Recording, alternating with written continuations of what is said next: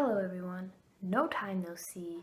I'm Yoch and today I'm going to talk about the most hyped books I read in 2020 and whether or not they were worth the hype. And sorry if my voice is a little low, it's in the morning, everyone else is sleeping. This is the only time I can film because the house is quiet. So without further ado, let's get into the books. So the first book that I actually read in 2020 was also, according to Goodreads, the most popular book or the most read book I read the whole year, which is quite interesting. Maybe I should do this more often. And that book is none other but Gone Girl by Gillian Flynn. Now, everybody loves this book. It has the best plot twist of all time, and it's made into a movie that is very successful. It's everyone's favorite thriller. No, the plot twist was not shocking at all. I actually predicted it, and there was only one plot twist in the middle of the book, and nothing interesting happened after that plot twist. No other plot twists. It was only that. And it was very disappointing. And also her writing style wasn't that good either. It became a bit jarring to get through. So, I'm sorry if you love Gone Girl, but I didn't love it. The next book I read, that everyone and their mother on BookTube has read it, is The Night Circus by Erin Morgenstern. There's something about her writing style that just doesn't click with me.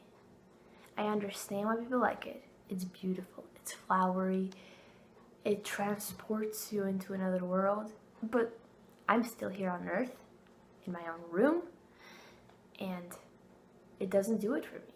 I understand. This book, for example, in my opinion, had no plot. It was going nowhere. I kept reading and nothing happened. And I want action in my books. So, unfortunately, this was another book that was popular, but it was not worth the hype for me. The book that I read that actually was worth the hype was, in my opinion, the most hyped book of 2020 overall. That was The Invisible Life of Addie LaRue. Now, I have read V.E. Schwab in the past, and I felt okay about every single one of her books. They're not the best, they're not the worst, they're just average. But this one, I could tell that she had put so much care and dedication into, and truly felt like her masterpiece. Not only the concept was so interesting, but also the way the story was told, the writing style, the way it was paced, and everything that went into the structure of the book made it truly feel such an impactful story, and you wanted to keep reading because you wanted to know what was going to happen with Addie. And it made into my favorite books of 2020 list, and I truly think it's worth the hype. Even if you have read V.E. Schwab before and you hated it, please read this book because it's truly different. The Secret History by Donna Tartt. The first half, amazing. 5 stars. I was loving it. I was posting about it on Instagram, hyping it up. But then something happened, and the book just went downhill. And I had to push through the second half because I could not get through it. It was so boring and repetitive. And I've read from Donna Tartt before. I've read The Goldfinch. I really liked it, and I was so excited to get into this one because it's so popular. When everybody thinks dark academia, the first book that comes into their mind is A Secret History. So I wanted to get into the hype train, but I was so disappointed. I was so mad because I was loving the first half, but the second half, it died. So, on to the next book.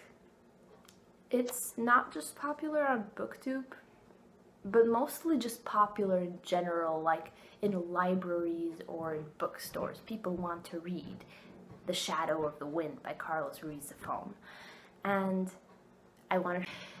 it's translated fiction, which is something I'm always looking into because I want to read from other countries. I want to see other perspectives. When people said during the reading rush that they couldn't find a book that was set outside of their continent, and most people were from America, of course. I was so shocked. Like, seriously, you don't have a book that's set into another continent than you are? Like, honestly, there are so many other countries out there. And they're writing. They have literature. Why aren't you reading about it? But anyway, this book was actually quite good. I liked it. It was a 4-star according to Goodreads ratings. I don't believe in ratings that much, but it was actually quite good. But it didn't have that wow factor for me. It didn't shock me in any way. It didn't become a new favorite of mine.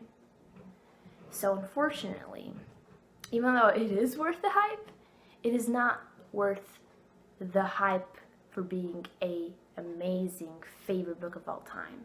I think it is objectively a very good, well-written book, but it is not something you should set your heart on or something. I'm gonna talk about my favorite book of the year, just, heads up.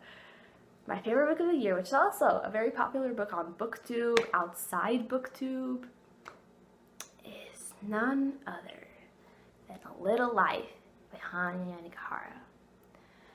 Oh my god, I had been sleeping on this book for 1 year because I actually got it from the library a year ago. I started it. I thought it was boring.